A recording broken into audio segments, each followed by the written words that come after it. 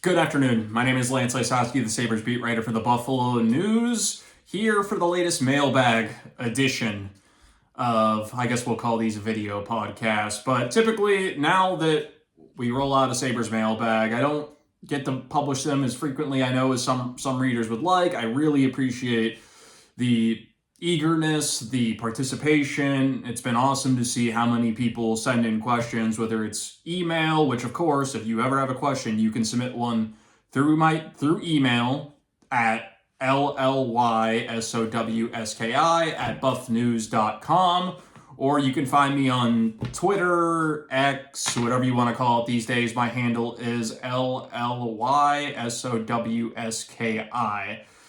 Now, there's a version of this that you will find in print and online, but in addition, I do like to take one question and be able to answer it in video where I can go a little longer, you can include context. It's just an opportunity to expand on what is really, I think, an effective way for us to engage with readers. So, our latest question from James Barrick. Thank you, James, for submitting it, of course.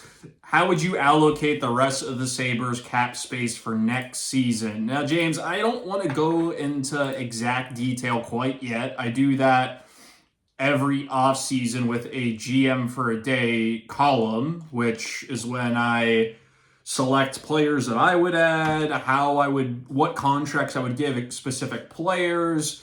But I think this is an opportunity to lay out what the Sabres' needs are, who the unrestricted free agents are, how much money they have to spend. So according to capfriendly.com, which of course is the industry standard, the Sabres have approximately $23.2 million to spend this summer for next season. Now, they're not going to spend all of that amount just for their roster in 2024-25. They do have to balance long-term, what contracts that you're going to have to give to younger players. I think it's important to point out that next summer, that would be the summer of 25, the Sabres have Jack Quinn as a restricted free agent, JJ Peterka as a restricted free agent, Bowen Byram as a restricted free agent. And I think yes, they're going to have Devin Levi as a restricted free agent. So remember, they're going to have to save some money for those guys. Of course, they can sign players to one-year deals. They can acquire players with 1 year left that you're not going to have to worry about what money you're spending for the future, but it is a factor that you must consider when determining what players they can bring in, what they're going to do for next season. So, right off the top, unrestricted free agents that I expect to leave. Now, this is included in the mailbag article that you'll find in print and online. Victor Olofsson will be gone. He's already said as much. The writing has been on the wall for months at this point that he was not returning. He's even playing in the World Championships for Sweden next month, despite not having a contract, which is uncommon to say the least. This is Victor Olofsson betting on himself to try to make a strong impression for NHL teams. So Victor Olofsson, I expect to be gone. Tyson Jost, Eric Robinson, Eric Comrie. The UFAs in Rochester are a little less certain. I would be surprised if Joe Ciccone does not return. He seems like a logical fit to be back in that role. Jeremy Davies, we'll see about him. Dustin Tokarski, we'll see. He's a very popular player in Rochester, playoff experience. I do expect that the Sabres will go out and try to find a new number 3 goalie for the organization. Because let's face it, Ukko-Pekka Luukkonen and Devin Levi will be the tandem in Buffalo on opening night in the fall.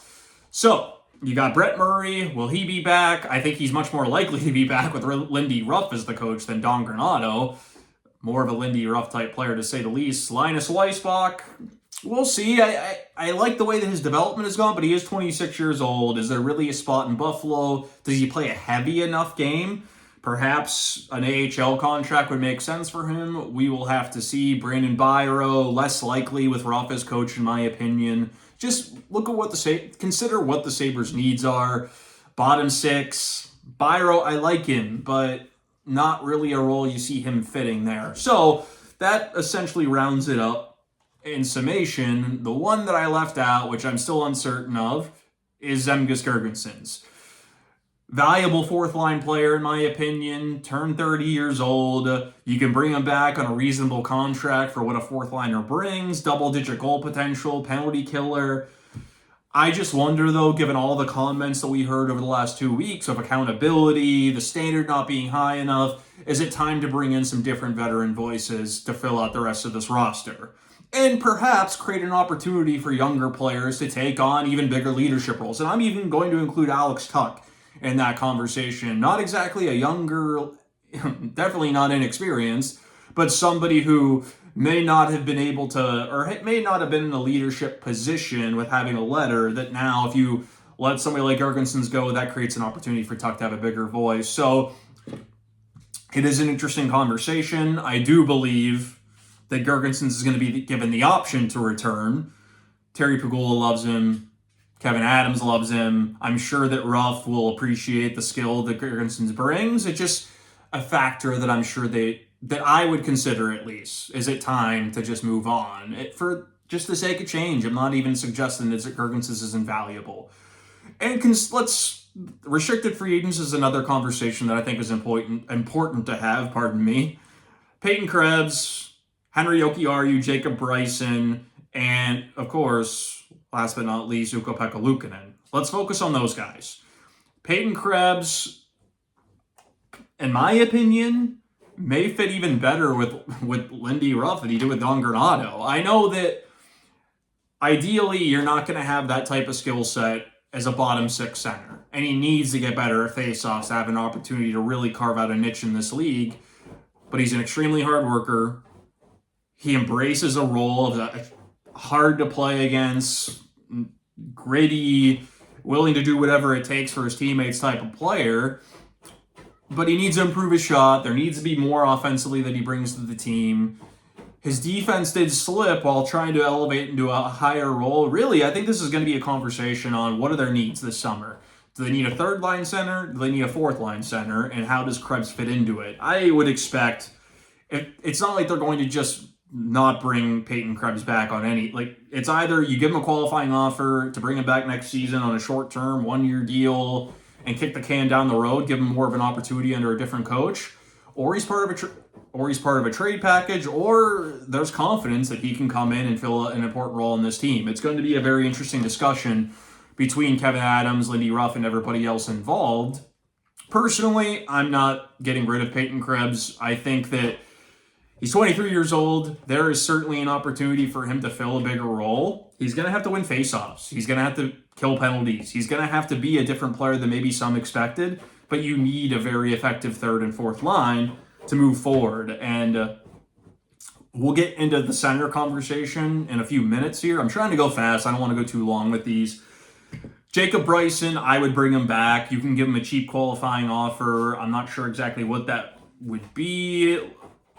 It'll be around the $1.85 million that he's making now. We heard Lindy Ruff say the other day he really values defensemen who can effectively break the puck out, who could play with pace, who could really help your 5-on-5 offense. With Bryson, though, is he hard enough of a defender to fit with what the Sabres may feel they need at this point? You can bring him back as a 7 and bring somebody else in to be on that third pair with Connor Clifton. And if you have an injury, you have some confidence that Jacob Bryson can step up and fill a role. I wouldn't altogether decline the qualifying offer. If they feel he doesn't fit, it's a player that you could trade because he's a cheaper third pair depth option that a lot of teams I think would be interested in. He's really bolstered his value and proven himself in the last few months. Kale Clegg, another defenseman. If they bring him back, it's strictly for Rochester. We'll see. Does he fit with the way they want to play with Granato gone? That remains to be seen. Let's go back to Henry Jokiharju. Really promising second half of the season, 24 years old, one of the only two right-shot defensemen with NHL experience that are returning on this roster or had the potential to return. If the Sabres are looking to upgrade, let's say third-line center, for example, Henry Jokiharju becomes a very valuable trade chip if they don't want to pay him. That is, I think, the predicament they're going to find themselves in. Is it time to pay him? He's getting closer to unrestricted free agency. You don't want to lose him for nothing. You're not going to want to pay him with term because you're looking at potentially an average annual value closer to $5 million, which may not fit with what not only their long-term cap picture, but the type of role that maybe Ralph sees Jokiharju filling now that you have Dahlin Owen Power, Matthias Samuelsson, and Bo Byram. The injury situation, maybe the question marks surrounding Samuelsson are a conversation for another day, but I think that is going to factor into how they build this blue line moving forward. If they do lose Jokiharju through a trade, they would be wise to add on the right side. We saw some of the struggles that Bo Byram had when he was playing with a left-shot defenseman. Now, some of that is system-related, as Byram pointed out, but this is a conversation, again, that you're going to have. It's a factor you're going to have to weigh and when you're considering how to build that blue line or maybe tweak it moving forward. Now, Jokiharju, the qualifying offer is only $2.6 million. If he takes you to arbitration, which he's not, 2.6 is not what he deserves more than that based on the way he played, the usage, the role. He's going to cost a lot more in arbitration, which is also a factor you're going to have to consider if you want to allocate that money for next season to somebody else. Like, for example, Scott Laughton from the Philadelphia Flyers is a third-line center.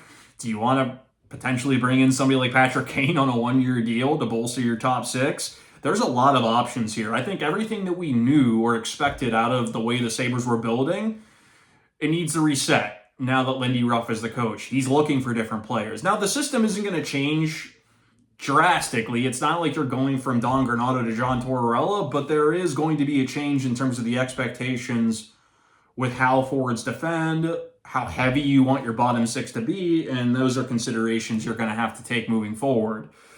Now, Ukko-Pekka Luukkonen, that's the contract talk. You're going to see this in the mailbag. I laid out, I think a 3-year deal makes the most sense for the Sabres. Now, of course, I know Luukkonen was asked, are you willing to sign long-term? Of course he is. What player at that stage of his career isn't going to want a long-term contract with stability, financial security?